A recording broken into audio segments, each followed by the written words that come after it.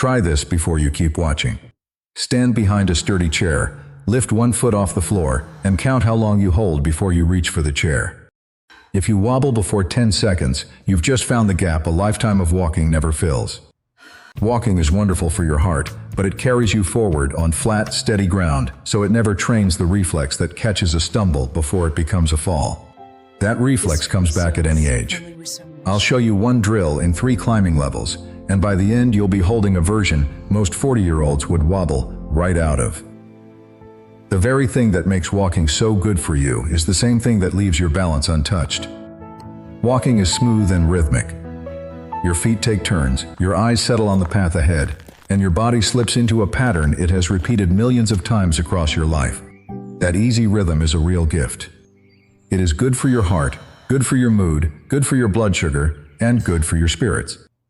None of that is in question here. But balance training asks for the opposite of that steadiness. Think about how a real fall actually happens. You almost never go down while you are strolling along on even ground. You go down when the edge of a rug catches your toe, when you turn too fast into the kitchen and your feet do not keep up, when you step off a curb that sat higher than you expected. It is sudden, and it is over in the time it takes to blink. In that half a second, your whole body has to balance on one leg and correct itself before you meet the floor. That save is a reflex, and a reflex only stays sharp when you rehearse the exact moment that calls for it. Walking never hands you that moment. It keeps both feet moving forward in a safe, predictable line, so the one-legged catch is never practiced. A large Cochrane review of exercise for preventing falls found that programs which meaningfully challenge your balance bring down the rate of falls, while walking on its own did not show that same protection. Johns Hopkins and the National Council on Aging land in the same place in their guidance for older adults. Walking is healthy, they agree, but it is not enough by itself to keep you on your feet. For that, you have to train balance on purpose. And balance trains beautifully at any age. Your steadiness runs on 3 systems working together. Your inner ear senses tilt and motion.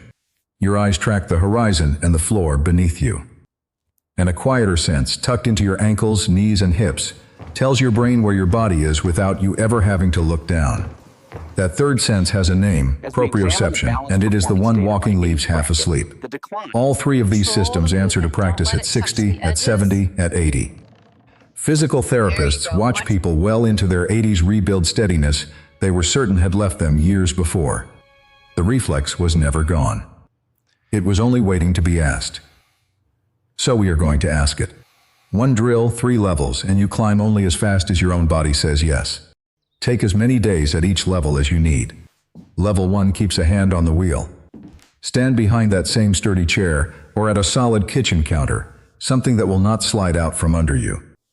Rest your fingertips on it, light as if you were touching a cup, to check whether it had cooled enough to drink. Now lift 1 foot a few inches off the floor, so your weight gathers over the other leg. A handful of cues make this work. Keep your standing knee soft rather than locked back hard.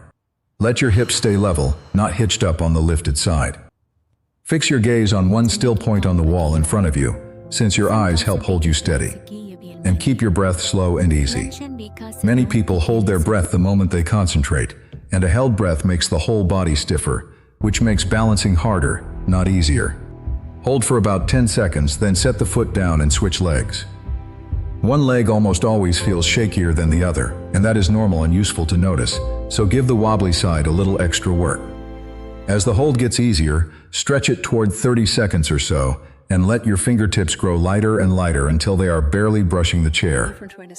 When you can stand there calmly on both legs with almost no help from your hand, you have earned the next level. If that already feels too easy, wonderful. The next level is where your balance starts to wake up. Level 2 lifts your hands off the chair. Do not walk away from it though. Keep it right there in front of you, and let both hands hover just above the top of it, close enough to catch yourself in a heartbeat if you need to. Then lift your foot and hold, with nothing carrying you but your own standing leg. You will notice the change at once. Your ankle begins making tiny corrections, rocking a hair to one side and pulling back the other way, over and over.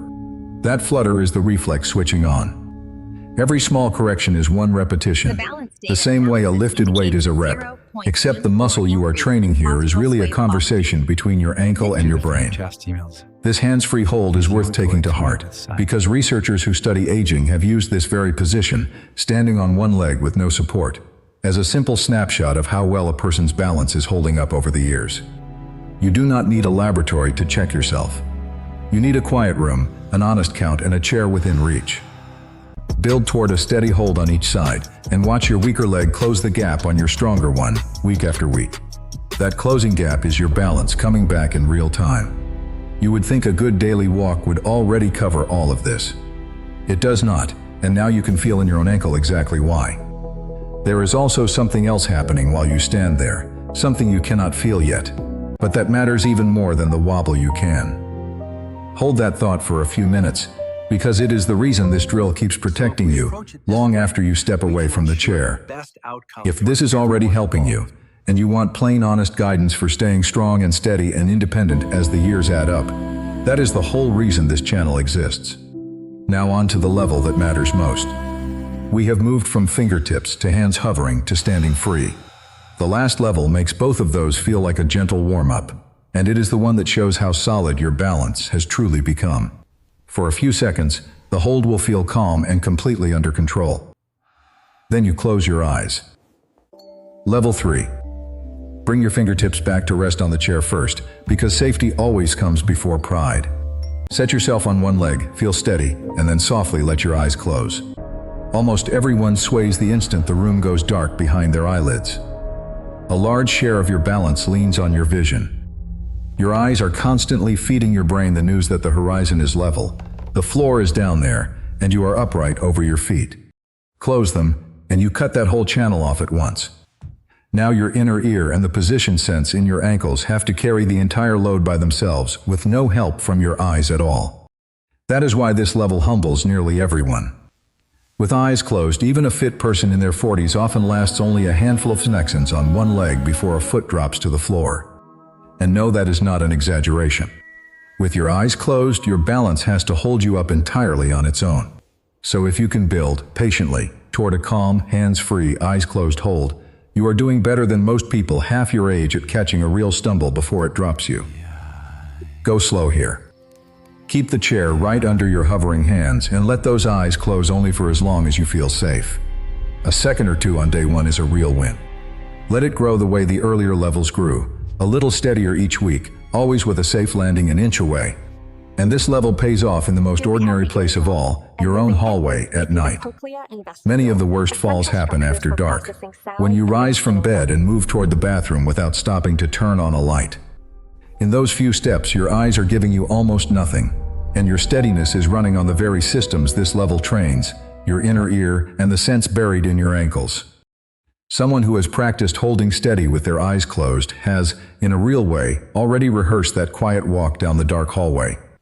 A few gentle warnings will keep this safe and working.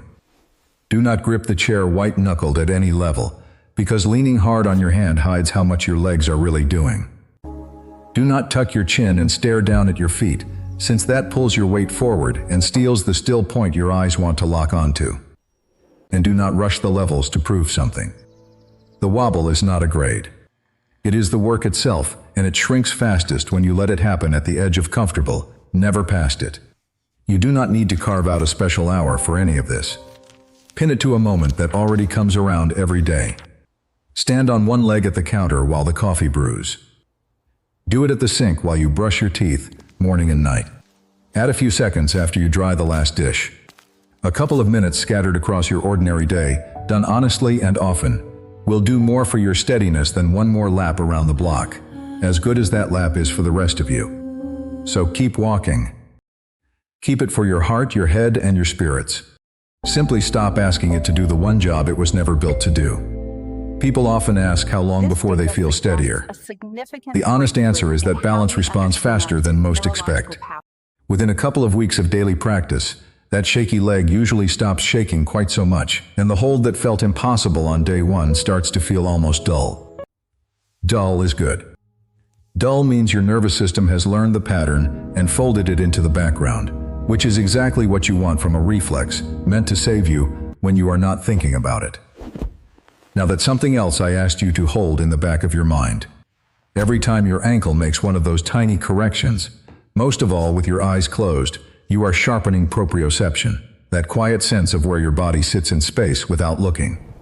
And that sense is the exact one that fires when your toe catches a rug and you are not looking down at your feet. It is the automatic save, the catch that happens faster than thought, quicker than you could ever decide to reach out a hand. Walking on flat, familiar ground rarely calls on it. This one drill calls on it every single day. So you are building two things at the same time, the steadiness to stand on one leg, and the instant, unthinking catch that keeps a small stumble from ever turning into a fall. The chair will be there again tomorrow, and again the day after that. Each time, your fingertips will lean on it a little less than the time before. That is the entire method. No equipment, no floor mat, no membership, just you, one leg, and a few honest seconds that your body will remember long after you have moved on into your morning. If videos like this leave you feeling stronger and more sure on your own 2 feet, there is plenty more waiting for you here on the channel. I will see you in the next one.